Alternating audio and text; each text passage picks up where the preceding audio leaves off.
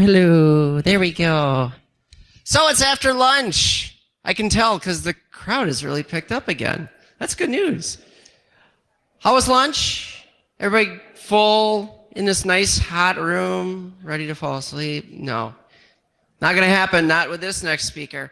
So, hey, before we get started, a couple things really important. One, fire exits need to stay unblocked. That means no standing in the doorways to watch the talk. We have all these comfortable seats here. They're for you. Use them. Second, cell phones. You know the drill. Turn them off, silence them. I don't care.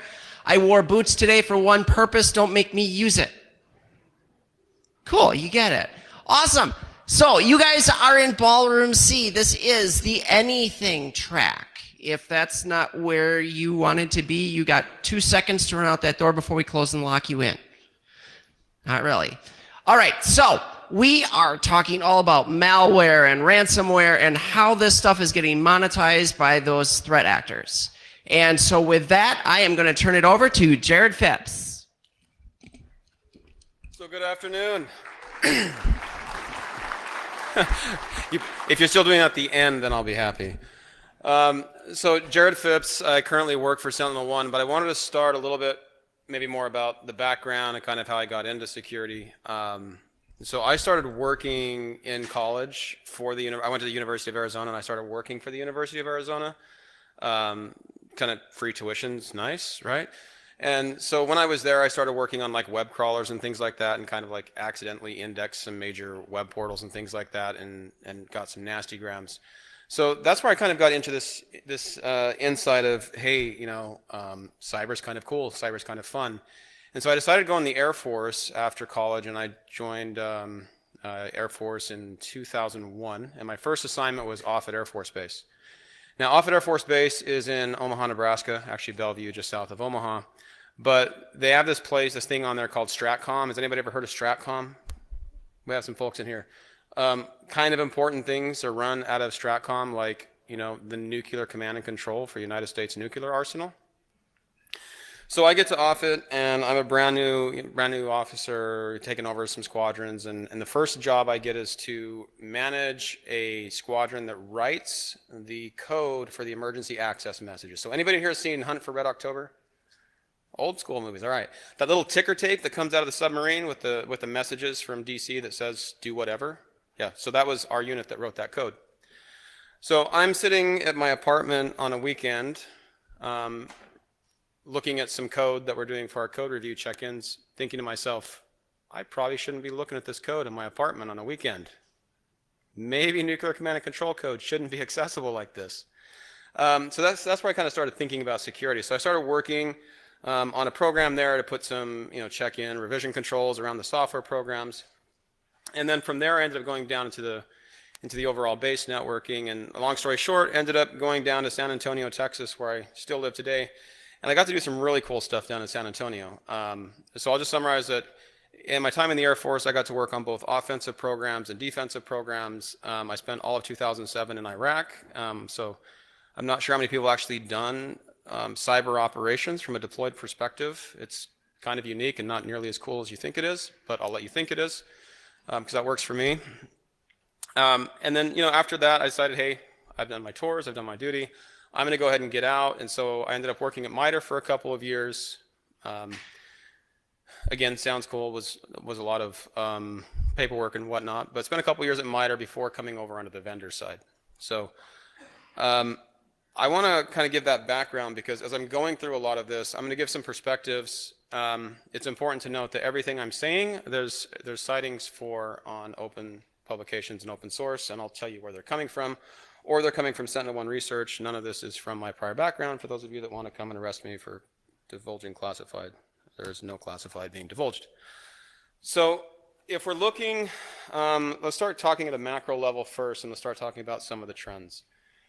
I remember the good old days when it used to be a worm and there was a file and you could just disconnect your machines and run the cleaner utility, and it was kind of a pain in the butt because you crawled onto some desks every now and then, but it was pretty easy to keep things clean.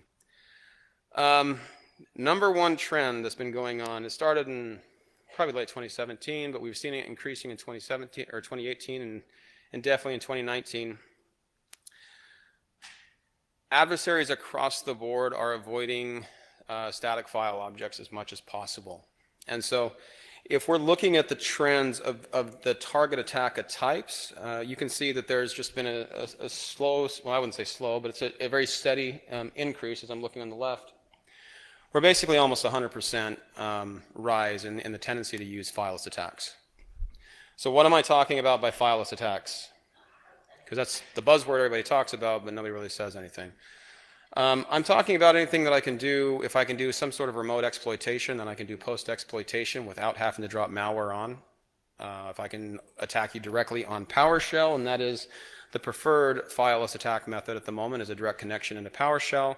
If I can invoke something directly into memory that establishes that connection and lets me have some sort of access to the box, that's ideal.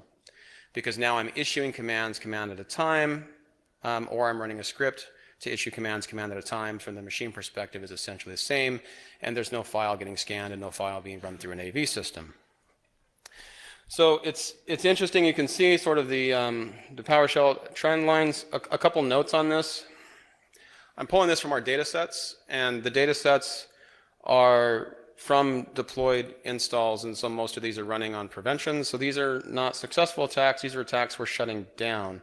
So the number of attacks that are attempting to use PowerShell are quite a bit higher than actually being able to be successful here. So these trends are interesting, but again, you're getting it from a vendor perspective. I will say that the whole time I was in the DoD, I always thought like the vendor community had it figured out because they didn't have any sort of collection restrictions, and they didn't have all this sort of spying on U.S. citizens concerns that we always had to worry about. They were well organized, they were well funded, and then I get out into the industry side and I find out that everybody thinks the government's got it all figured out. Infinite pockets, they can spy on anybody they want to, they have all these magical boxes. The reality is we're all sitting in the room looking at each other like, who's got the answer, right? So the answer is en masse. There's a lot of data out there. So if I'm breaking down attack types, if I show this slide, even 3 or 4 years ago, it would have been 80% plus Windows. There's a strong trend now moving away towards Windows. There's a lot of Linux attacks going on right now. And I would categorize those on the Linux side largely in crypto miners, but more importantly, they're the staging and the host. They need the infrastructure to run the attacking from. And I'll get into this in a bit, but the cybercrime is really split into almost like a business supporting a business. So you have the folks that are actually going out there and conducting the campaigns, and you have the folks that are building the infrastructure for the campaigns to be ran against. So the groups that really care about going after Linux infrastructure, the groups that are building the campaigns to let people launch with. Mac OS, pretty standard, and I've kind of dropped this down for you to see the threat attacks as we've seen. So the most common and the most popular one and the noisiest one out there is Emotet. I'm going to focus mostly on Emotet today. I would describe Emotet as like the SECM for hackers, right? It's a Trojan that lets them remote command and control and update, and it's really a service now being provided for others. So it's not a surprise that we're going to see a ton of Emotet. Okay. I love threat intelligence as much as anybody else, but we need to use threat intelligence properly. As much as we can use it as a hygiene layer for proactive protection, and that means let's block on known malicious stuff that's coming from threat intelligence, let's do that. But what I have seen from both the government side and the commercial side that I've been involved with is an over-reliance on threat intelligence. And so I want to kind of show you why I make that claim. So what you're looking at is, you're seeing here the total number of detections compared to reputation services. I would name them, but I'm kind of afraid to, but you all use them. There's very few out there, and it's one common one that everybody uses, so you know what I'm talking about. So if I look at that, at the point that a Sentinel-1 agent, and for those of you who don't know what Sentinel-1 does, it's behavioral and AI detection, so we're not using signatures for detection. So at the moment we make a detection, then what you can see right here is 73% of the time we've made that detection. At that moment in time, the reputation service cloud is completely unaware of that threat. 20% of the time it's able to determine it's malicious. 2% of the time it's actually saying, no, that's not malicious, that's benign. And that is actually the holy grail for attackers, by the way. And the remainder of that time, that 5% is suspicious. So I wanted to break this down further. So let's look about portable executables. So the .exes, the MSIs, DLLs, things of that nature. So if I look at that, then 77% of the time that I submit an executable or a portable executable to a cloud-based threat intelligence reputation service, it is unknown. And so this is the one that was surprising to me, because this should be the low-hanging fruit. This is where the reputation services should be helping us, and they do help us. I'm not saying by any means we don't leverage them, but what I am saying, let's be cautious that we're having an overconfidence because of having them. But to this piece here, documents. So as we delve into Emotet and some of these other things, PDFs and macro embedded documents is the preferred method of transport. So right here, 96% of the time, I'm not sure you can really read that, especially if you're in the back. So that tiny purple writing on a tiny purple background, you're welcome for that. That says 96%. So 96% of the time that we've identified a malicious document, it is completely unknown to the threat intelligence services. Now, the key point to this is if you are in the adversary side and you're running these campaigns, you only need a 24-hour window to run your campaign. So this is the only number that matters. So if you're from a campaign operator perspective, you now know the way that you want to operate your campaign, and that's going to be through documents.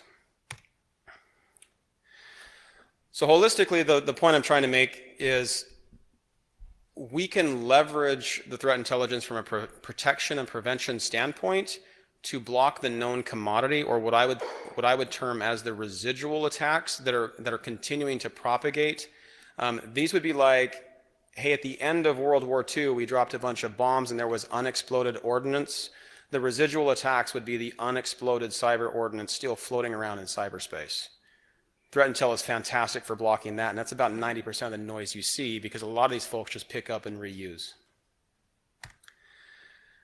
So if we look at detection classifications holistically across the install base, overall executables are responsible for about 80% of the detections on average, and that's where you're seeing that purple bar. So this tells you that there is just a ton of noise in the cyberspace. That is not new. That shouldn't be earth-shattering to anyone, and I'll have some stories about that. The documents and the fileless attacks, they have the smallest share on the top. So the smallest amount of noise, the smallest amount of alerts is what's causing the greatest amount of damage. So I don't think that's going to be earth-shattering or shocking to anyone, but here's a quantifiable, metrics-driven way to have that conversation based on what we can see. So question, nation state, cybercrime, one and the same, different? What do you guys think? One and the same? Completely different? Okay. Is there any hybrid between the two, do you think? Okay. So the greatest hybrid, which in my opinion, and I'm giving you this from my perspective, is actually North Korea, which has been dubbed a few different things. I'm going to base all my terminology on MITRE ATT&CK. One, because I used to work at MITRE and I like MITRE, but more importantly because we as an industry need to get better at having a common vernacular as we start to address these things. Even if you run through the MITRE ATT&CK listings on there now, multiple of these APT actor sets are the same group, and they've simply gotten labels in APT because of different tool setting. So North Korea is probably the only strong example I can give you of nation-state sponsored cyber criminal activity, not espionage, but criminal. And largely is categorized in two APT actor sets. There's arguments for a third. I'll contend that that third is actually a subset, just an existing unit of 38. So APT 38 is the cyber crime side. APT 37 is the cyber government side. So North Korea has a cyber unit. That surprises a lot of people. We think of them as sort of backwater. I know a lot of people were really surprised, and they got introduced to North Korea when the Sony stuff went down, but they have been out there for quite a while. On the commercial side, on the cybercrime side, there's a very real reason it exists, and they initially spun off their cybercrime unit out of their governmental organization after US sanctions imposed and made it difficult to get money into the regime. And so the cybercrime unit started doing some very sophisticated attacks targeting banks in the region. So if you can compromise banks like the Bangladesh bank, and you can compromise the SWIFT servers, the banking servers that are responsible for some of the transactions, then you can actually order up transactions from various organizations. So that was one of the first attacks that they had, was from the Bangladesh Central Bank to the Federal Reserve. They ordered up $1 billion. They got away with about 81 million. Okay, so if you're North Korea, that's 81 million of cash infusion. That comes at a really perfect time when you're dealing with economic sanctions. Overall, they've definitely cleared 100 million. They probably cleared close to 200 million during those banking timeframes, and definitely one of the ways that they were able to get around the economic sanctions that happened. So that was a 2016 timeframe. Since then, we've seen them do a couple of other interesting things. They've still maintained their focus on SWIFT. If you're in the banking or the credit union industry and you're worried about that, their average dwell time in 2016 was around 190 days. They're down to around 120, 130 days. They're going to go into an organization and they will definitely focus on getting access to credentialed accounts, and then all of their discovery and a lot of propagation that is done is through credentialed accounts. It's a very methodical process and it's very difficult to detect. They're not, newsflash, they're not doing their connections from North Korea. There's 2 internet connections in North Korea. They're not coming from North Korea. So I like to have this little GIF video because everybody's seen this. This is the North Korea at night, right? So how does the peninsula that has like 0 lights in it hitting up and lighting up in the cyber campaign so well? So as a communist country, it shouldn't be a surprise that they modeled the training regime in a very Soviet-era style. And this is really as you would expect to be done. And so instead of in the athletic program, this really is mirrored from a cyber program. They find kids who have a great aptitude of mathematics, and those are selected, down-selected, and those group can attend a specific class of middle schools, so their secondary middle school educations. Those that are the top performers in those schools then are eligible to attend one of the 2 universities. Okay, so you're just building this funnel of natural aptitude talent and kind of funneling it down.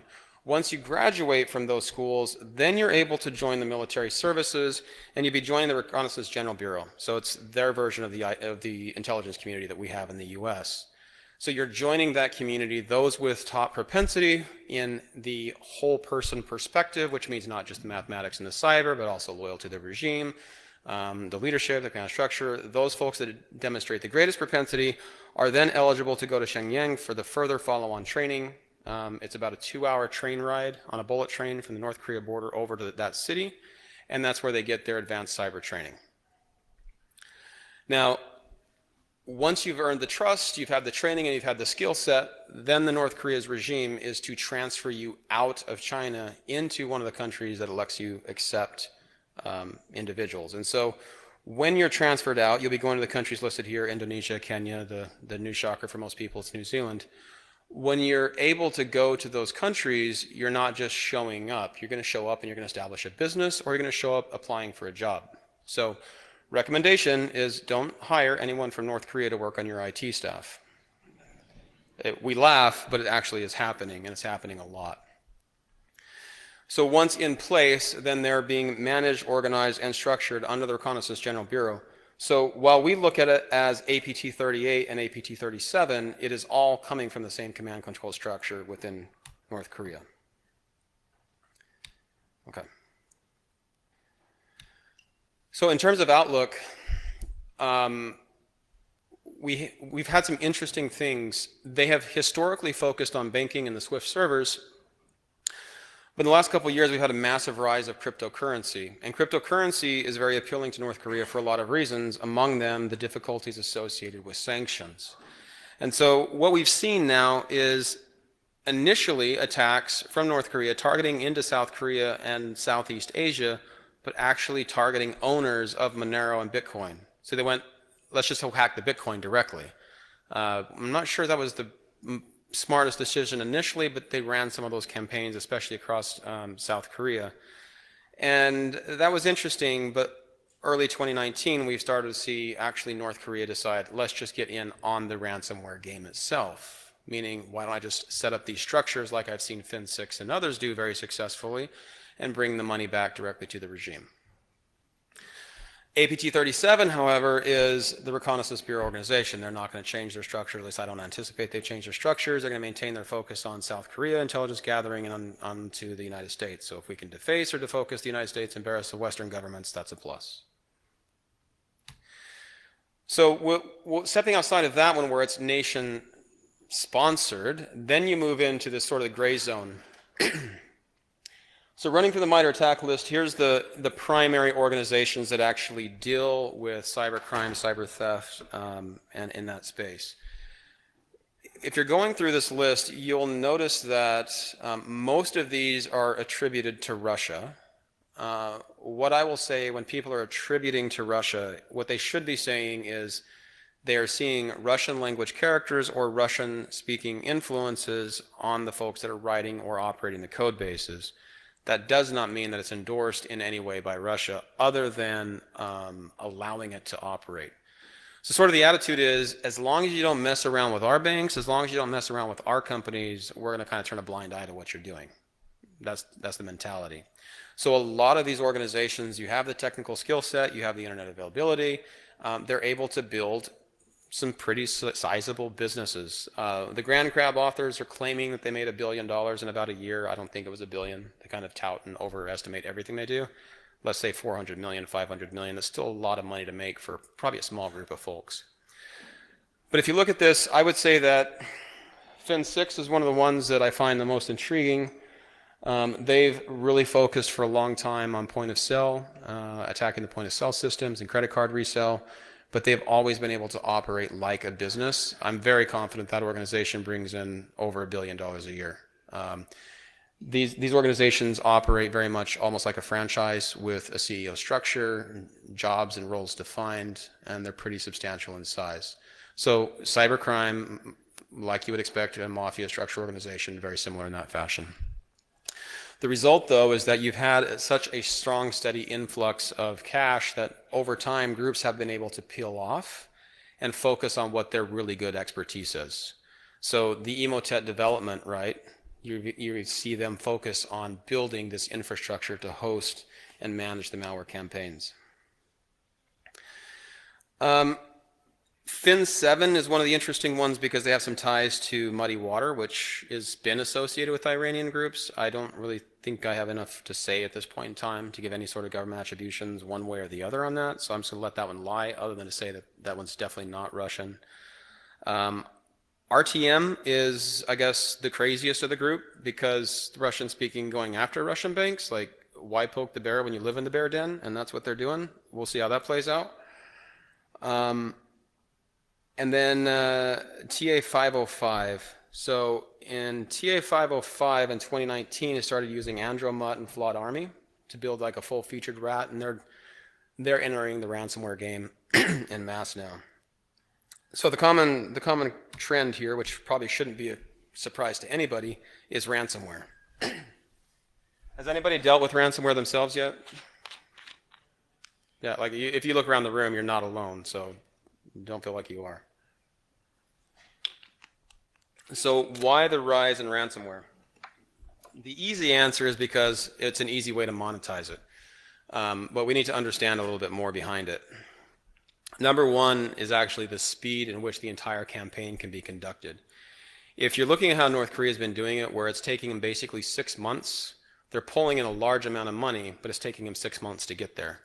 If I can, as a small group of individuals, make $500 million in 12 months without the complexities or the risks associated from pulling $81 million from a single actor, that's probably the route I'm going to go. Because I can hit people all over the world. It's going to be really hard to track me down, and I can do it really, really quickly as a matter of days, weeks, and we'll walk through some of the time frames here. The payout is faster, and this is the thing. People are transferring you the money because they have to. Because their operations are shut down and they are under a time duress so that the payouts happen a lot faster. And so what you're seeing is a focus on smash and grab. I need more smash and grab, faster, faster, faster. So the entire speed of attack, the ability to automate as much of the attack as possible is what the focus is. And when we look at Emotet, we're going to see they've actually helping build the automation focuses in place. But then you run into this other perfect holy grail where there needed to be a way to get paid, and that's where cryptocurrency steps in place. Bitcoin obviously is the first one.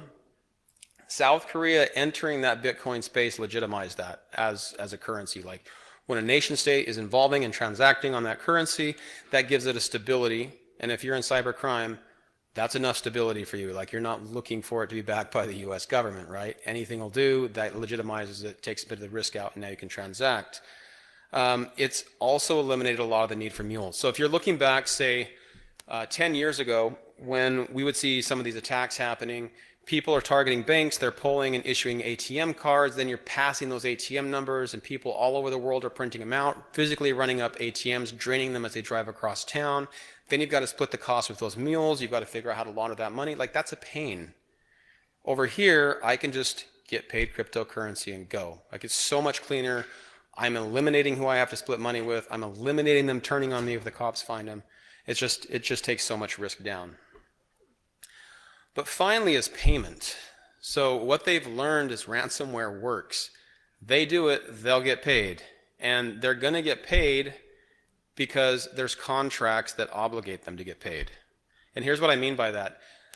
Everybody out there, it seems today, has a cyber insurance policy or a rider on their cyber insurance policy. And I'm not throwing the cyber insurance industry under the bus because it is their job to pay out on contracts which they write. But what I'm saying is if cryptocurrency wasn't here and cyber insurance wasn't here, I don't think you would see the payout levels that you say on ransomware today. You just wouldn't have this volume of payouts happening. But because this holy grail kind of lined up and everything, just all the stars aligned, it's made it very, very easy. So I'll walk you through the process. You're an organization, you get hit with ransomware, and it's a non-recoverable event. You can call up your broker, and you call and make the claim with your insurance. In most cases, they will send out an IR firm to deal with this event for you. The IR firm will actually carry a Bitcoin wallet. They will negotiate a ransom, come up to a terms with the ransomware over what that ransom should be. Then they will send a couple of encrypted files for proof of life. The attacker will send the decrypted files back, proving that they have a key that decrypts those files. They'll transfer the exchange of the Bitcoin for the decryptor tools. Decryptor tools will take anywhere from 12 to 36 hours to run. They'll run with different varying degrees of confidence, but chances are you're going to get a good chunk of your data back.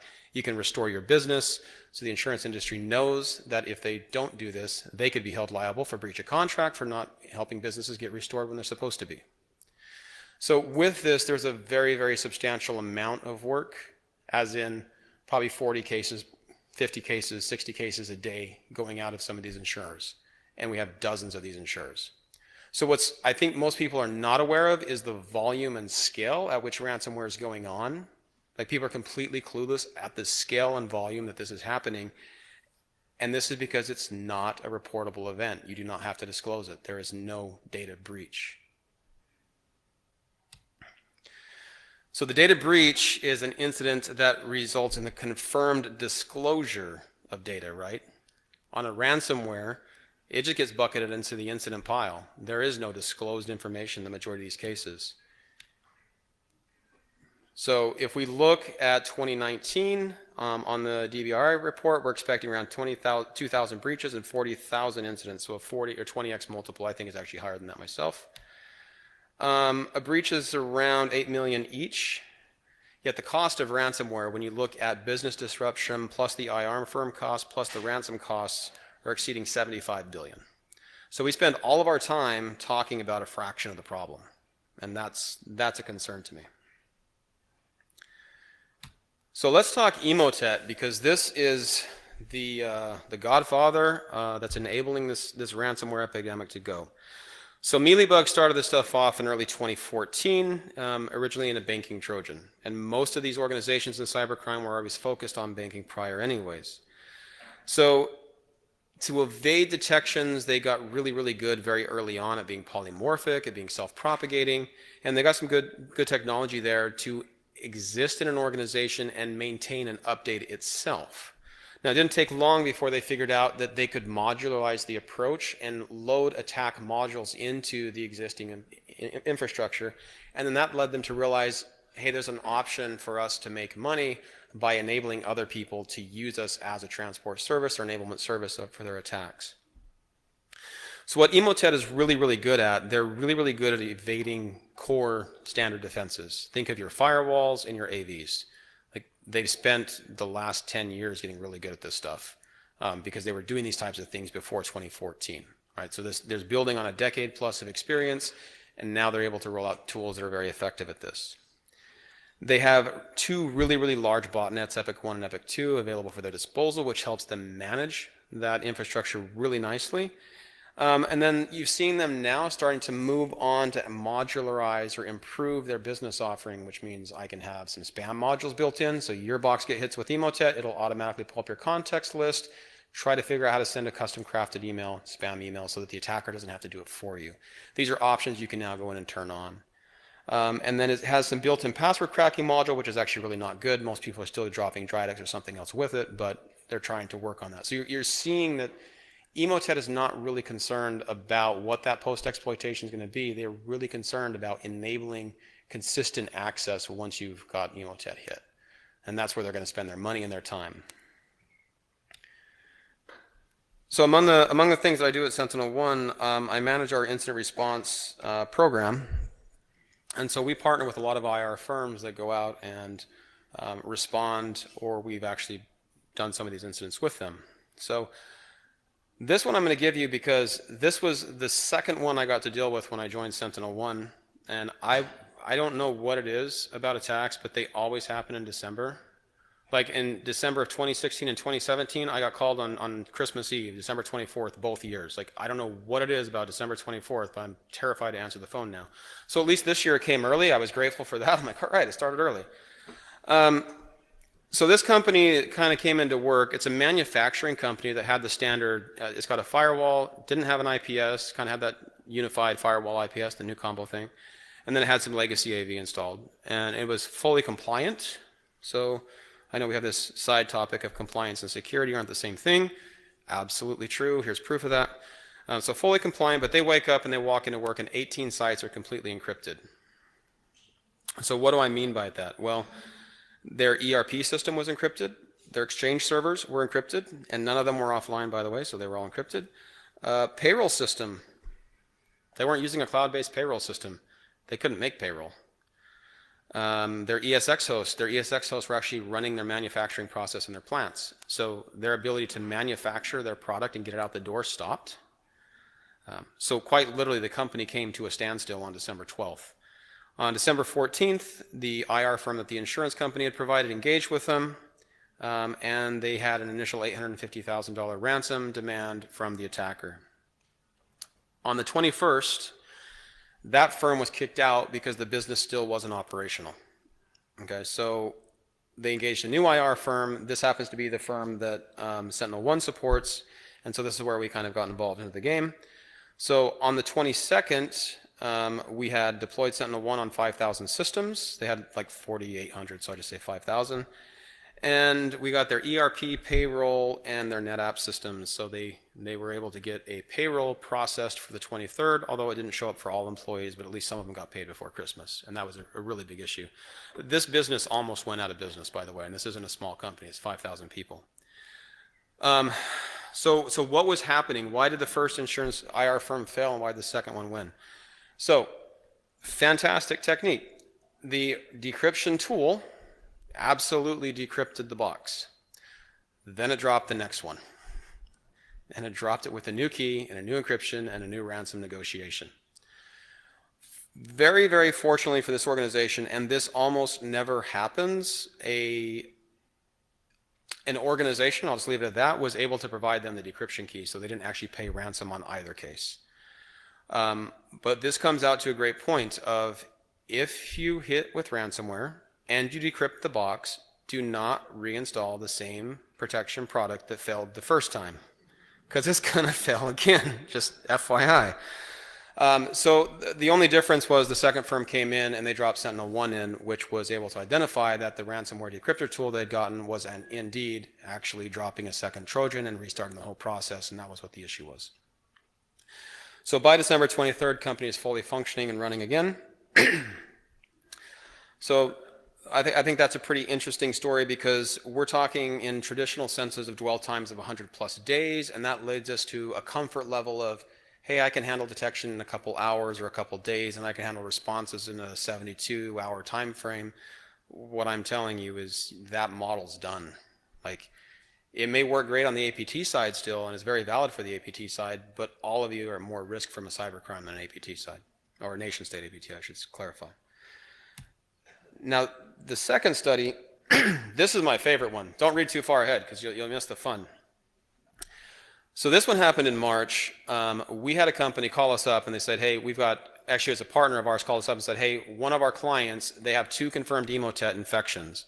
And we've done a good job of training our customers, like, hey, Emotet is precursor to ransomware events. Here's the timelines they typically come under. So saying, hey, you're always telling us this stuff happens really fast. What are we going to do? And my answer is, well, let's put Sentinel-1 on there and we'll figure everything out after. And so we agreed to put Sentinel-1 on there while they were doing that. So like my team, some of our support team, like we en masse, we had people working 24 hours a day. We dropped 42,000 agents in 38 hours. Like that's a lot of work. FYI, if you haven't done that, that's a lot of work. But the ransom never hit. We're proud of ourselves. We're like, all right.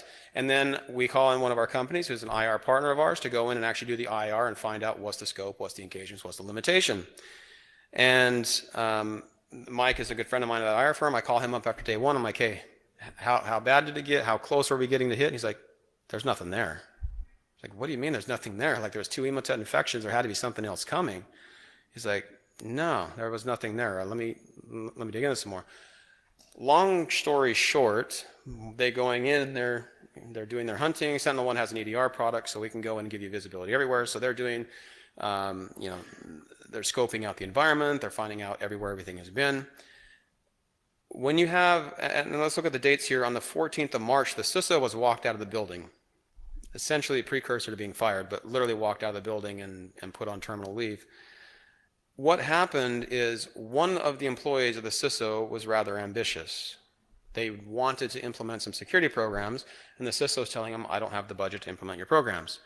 So to embarrass the CISO, he was going to stage an Emotet attack to show how vulnerable the company was. So he staged the attack, got the massive response in, and the CISO got fired. Everything's going exactly as he wanted it to go until the IR firm comes in and tracks it down and figures out this was only installed on 2 machines and you logged into both machines within 5 seconds of being installed, and oh, by the way, you're the one that installed it. So long story short, employee's not in jail because he signed some stuff with the company, but he's not an employee anymore. CISO was reinstated, and insider threat's real. So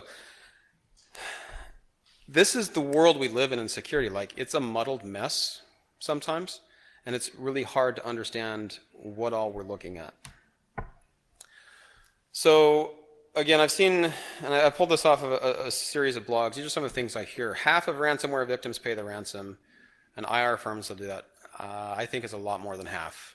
I think it's way higher than half. But this is what I hear. This is what I read online. In my experience, unless there's some way of having that key provided, the firms are going to be paying that. Now, on a publicly disclosed one where they don't have a cyber insurance policy, then it's probably closer to half. But if there's a cyber insurance policy in case, then the business wants to be back online, they have a legal contract to get back online, there's an avenue to do it, so they're going to do it. Only a quarter of them get all data back. So RIA could restore 80%. Yes and no. Those decryptor tools do a really good job. They're not going to decrypt 100% of the files in the box, but typically they're decrypting all of the data files. What's really annoying is when they've encrypted some sort of system process file and they can't decrypt that one, then you've got to go like piecemeal and hunt on the different websites to try to find and reinstall that.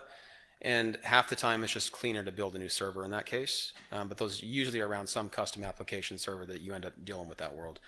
So by and large, it's in their interest to make sure you get your files back, or people would stop paying, and then that would kill themselves. So they do work pretty hard to make sure you can get paid. There's been an increase of 200% in ransomware claims from 2018 to 2019 year over year. I would definitely agree with that. It may even be higher. I will tell you that this last bullet is from me, that the IR firms we see are seeing customers offline for about 3.5 days. I mean, in many cases they can't operate their business, or they're under impairment from the attack for about 3.5 days. The insurance companies and the brokers they're working with are telling them it's around 10 to 14 days. So speed is definitely the game. All right, so let's talk a little bit about speed then. So let's say that one of your users clicks on a malicious Word document, and that malicious Word document has a macro embedded inside of it and invokes emotet. What's going to happen? So this is it. So the emotet piece is the blue, and across 10 runs, it's going to take an average of 22 seconds for that emotet to run and drop. Then you have whatever that dropper is going to be.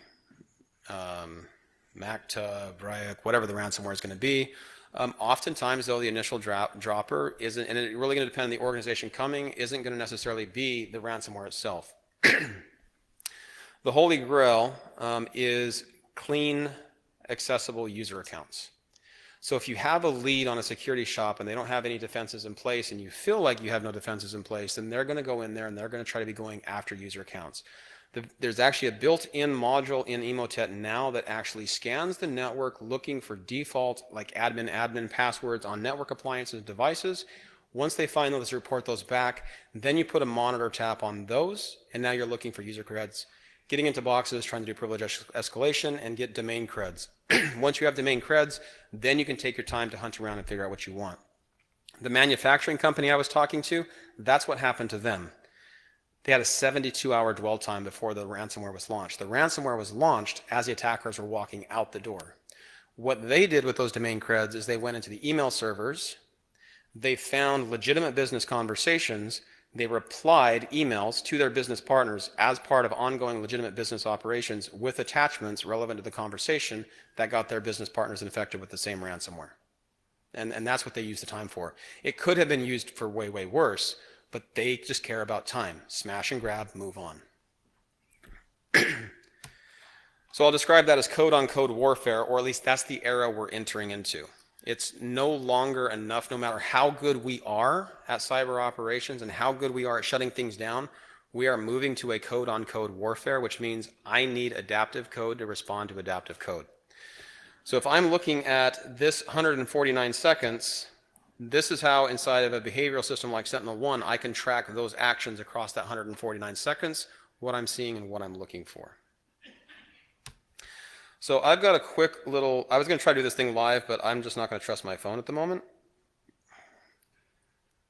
So I will play you the video because this is what I did in Japan. So sorry for the Japanese at the beginning here. Maybe I should put it at the beginning. So what I've done is I've taken a Word document, and I've embedded a macro into this Word document, and then I'm using this to load emotet. And I just grabbed this as one of the emotets. So it's pretty funny because one day it drops MacTub and another day it drops something else, but it's dropping something and it's live. So you can see when it kicks off that, okay, I'm going to come in and I'm using Sentinel-1 products. So I have access to this to show me what's going on here. But now I've got visibility of what this actual attack is doing. And let me get down to the attack storyline. Okay, so I want to get right before that. Okay, so you can see right here that here's the win word. It's got the macro embedded. The initial connection happening out is the PowerShell connections we see, and then the PowerShells are great because it allows you to spawn off multiple things simultaneously as needed. So I can go back and I can actually start to get my console host for my interactive shell, but I can also mess with things like group policy update and VSS updates, things like that. I'm going to skip ahead a little bit. If I look at the raw data report from that type of attack, you can literally walk step by step. So we have just tons and tons of these systems. We'll just run and detonate and watch these things go across. That's how we can create what we can confirm to be an attack chain sequence associated with emotet or any other variants. When you have this across, hundreds of thousands or tens of thousands of endpoints, it's very, very helpful. If you look back on the endpoint that this is hit, in this particular case it dropped MacTub. You can see there's the MacTub, which what MacTub is going to do is it's going to go into your documents and it's going to encrypt your documents. So you can see right here that these files are encrypted. And so I'm going to give you a quick couple seconds to talk about code-on-code warfare again. It just moves a little too fast for me. If you look across the top here, you'll see that I have the standard kill quarantine options that I would in a traditional AV product.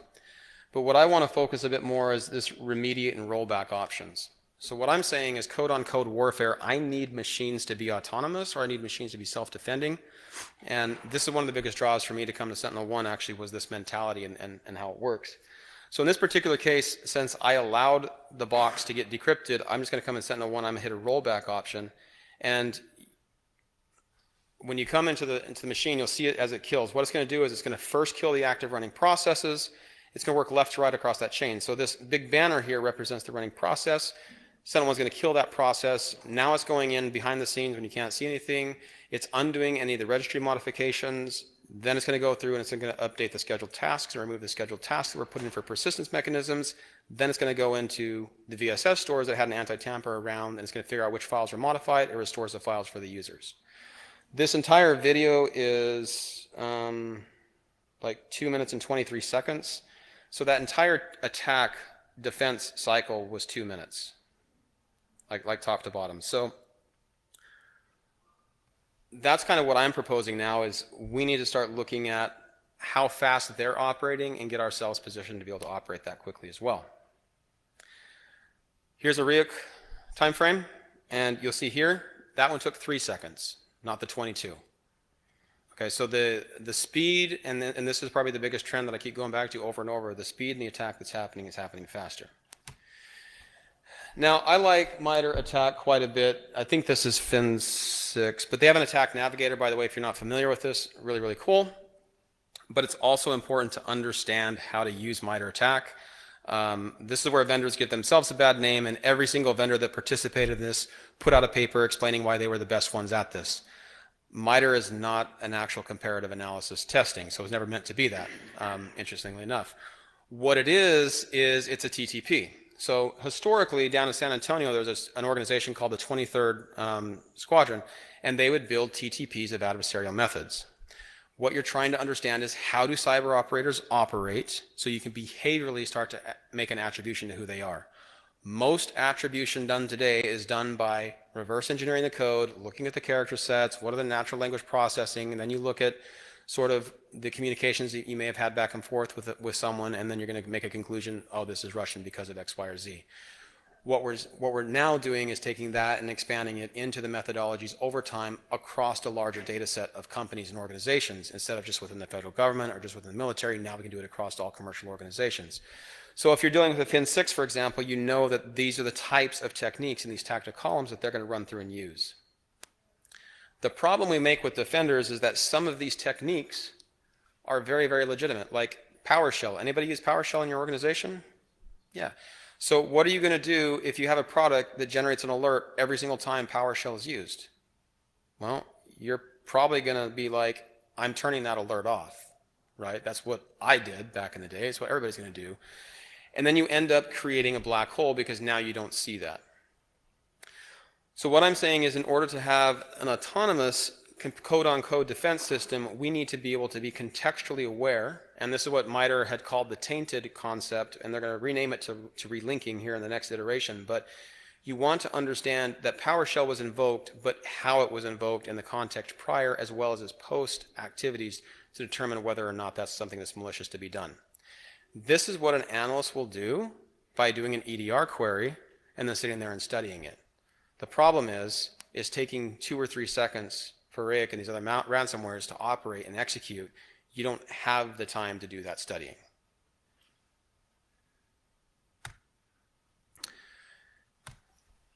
So coming from a military background, I like to think of things in terms of fog of war.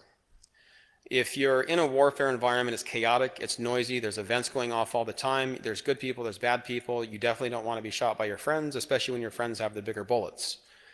And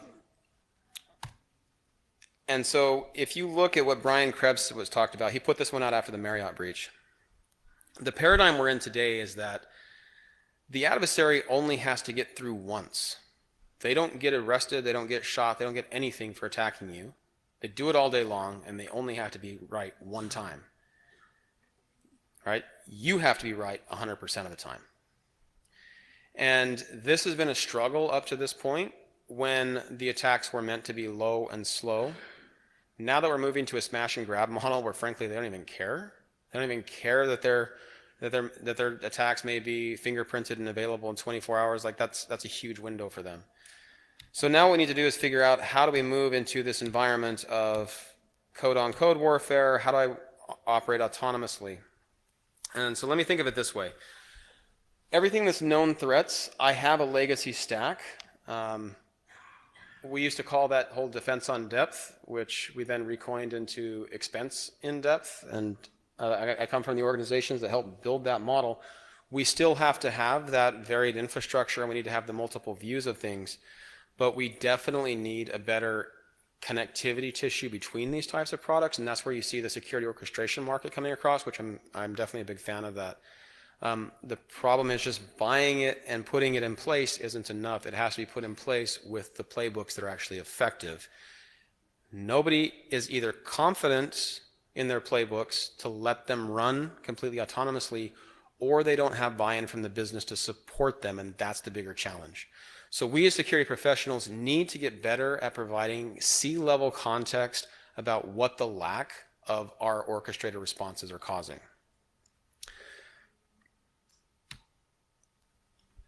And this might be the way we need to start thinking about this. As a society, we're very familiar with automated actions being taken on our behalf, especially when it comes to things like planes or cars. So if I look at things like forward collision warning and the decreases of risks, right?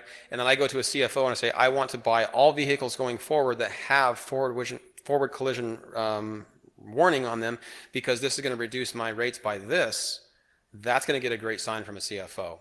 And if I come in and I say, and I add auto brake to that, now my front to rear crashes are decreased 50%. Then the CFO can walk in and look at that organization and go, man, I could cut back 50% of the accidents we had last year. That could have saved me X amount. It could have saved me this lawsuit. It could save this endangerment of life. Whatever that may be, there's a quantifiable term to that. What we're struggling with on our side right now is the ability to have that conversation. So I'm going to skip those. And let me kind of say that maybe this is an initial attempt to how we can characterize this and have this type of conversation. Your legacy stack, this is the Emotet stack running on it today. When you have a truly autonomous system, this is a Sentinel-1 that can operate truly autonomously from both a prevention and a restoration side frame. This is that risk mitigation factor. So you can show a side-by-side comparison of pre and post and what impact that has on risk associated with the ransomware payouts that you've seen across the industry. Because computers operating at computer speed against computers is going to be faster than me and my friends at Sentinel-1 doing that kind of stuff. So again, I want to leave some time at the end for questions. Would absolutely love to connect with anybody. So here's my contact information. Just please don't call me at 4:30 in the morning like I just got today. But outside of that, anybody have questions or comments or anything you'd like to dig in on? Actually, I'm going to encourage you guys, if you have questions, to catch Jared after this. We are actually out of time. Okay. So if you could please put your hands together for Jared.